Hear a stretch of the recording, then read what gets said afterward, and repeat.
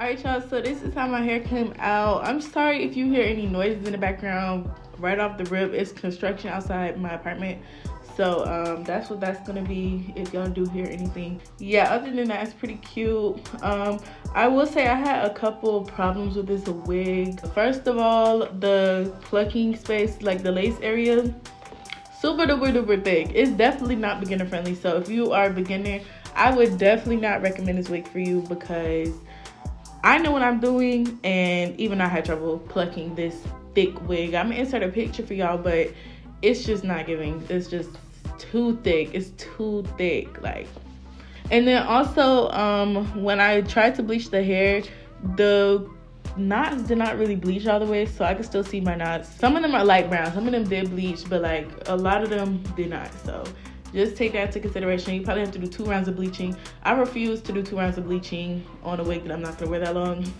So I only did 1, which is why you can still see my knots in a little bit. But you know, to each his own. If you guys want to do two levels of bleaching, just know that you're gonna have to do that to get that seamless look. I was scared at first before I put it on my head, but like now that it's on my head, I think I'm pulling it off very well, and I think it looks very pretty, you know. We're gonna look at the price today. I wasn't going to, but I'm curious of the price, because that might determine like if I tell y'all this hair is worth it or not. So we're gonna look at the price, and then I'm gonna tell y'all if you should cop or not. So this is the loose deep wave in 24 inches. They have 2 densities. They have 150 and 180. Looking through my emails, I was not told my density, but I can only assume this is 150 because of how thin it is, but I will make sure to double check for y'all. And the price for the unit that I have in my head right now is $227, which is really good in today's market, because you know wigs are expensive, especially good wigs. So yeah, it's affordable. I would definitely call this an affordable wig, especially since you're getting 24 inches. Again, it is it's not super duper thick though, but like you can also get 180 density for $246. Do I feel like it's worth it? I feel like this hair is worth it to the right person. If you wanted a natural look and you have time to pluck and stuff, then yes, I definitely recommend this wig, because I feel like it's a natural density and it could look very cute, beach, water wavy, and it would look so pretty. If you're into like wavy, like very natural, very light hair, and especially for summer, this is like good for somebody, you know. The longest length they have is 26 inches, if anybody's wondering.